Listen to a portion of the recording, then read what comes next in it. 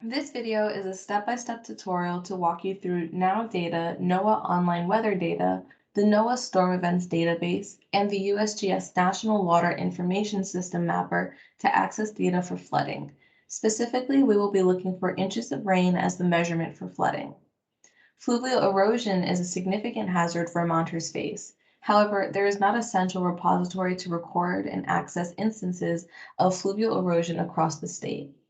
If your community has not recorded area loss due to fluvial erosion, state that extent data is unavailable for fluvial erosion in your plan.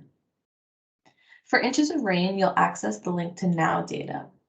If you're in northern or central Vermont, you will be using data collected from the Burlington weather station. And if you're in southern Vermont, you will be using data collected from the Albany weather station.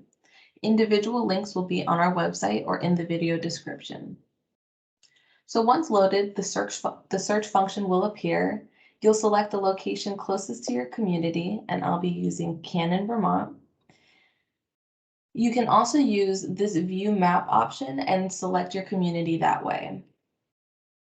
Next, under item 2, you'll select your product and you'll click on calendar day summaries.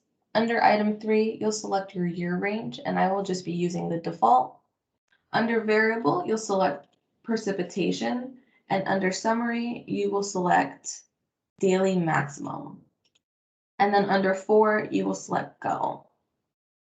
In this chart, the numbers in red are the highest inches recorded in each month alongside the year it occurred.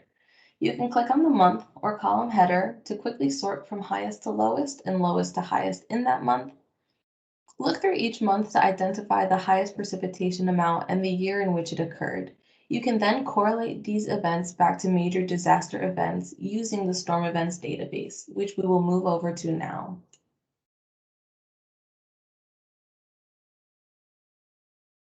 Once you've accessed NOAA Storm Events Database, you need to identify the time frame to search for the hazard event.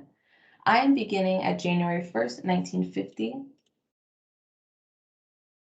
and ending the present. Then you'll select your county. I'll be choosing Caledonia, and then you'll select your event type. When selecting multiple event types, click and hold the control button until you've selected all of them. For flooding, we'll be selecting flash flood and flood, and the use of advanced search and filter options is not needed. If you do not see data for a specific event type, that does not mean it has not occurred for your community, so please refer to local records when necessary. Once loaded, 12 columns will appear with relevant data. There are multiple entries per event, which is broken down by municipality or zone, so take some time to locate events close to or within your community. Once you've identified which specific event you want to look at first, you can click the hyperlink, and it'll give you more extent detail.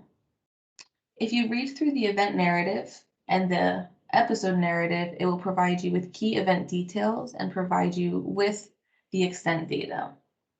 If you continue to scroll down to the bottom of the page, you will see all events for this episode.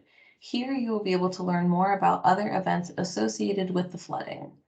To create a holistic picture of the event, you can reference historical disaster impacts and loss estimates to infrastructure, facility systems, people, or essential capabilities. And now for stream gauge data, we will be accessing the USGS National Water Information System Mapper.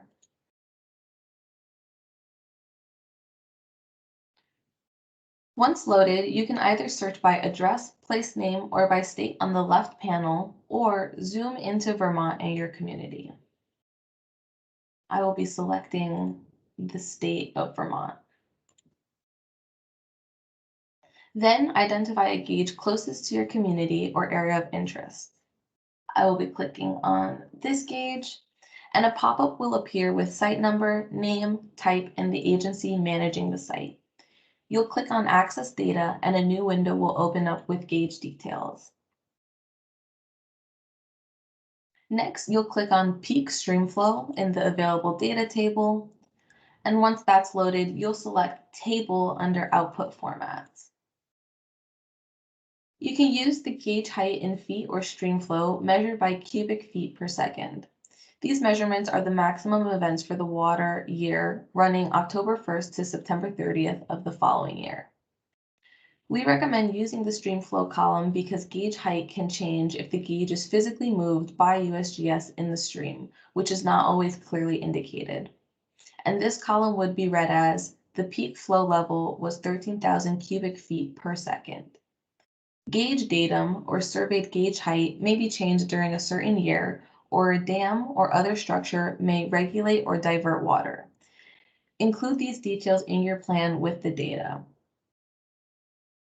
This concludes our tutorial on flood hazard data, and this video is part of a series produced by Vermont Emergency Management's Hazard Mitigation Program. For more information, find us on the web, email us, and see more tutorials on our YouTube channel.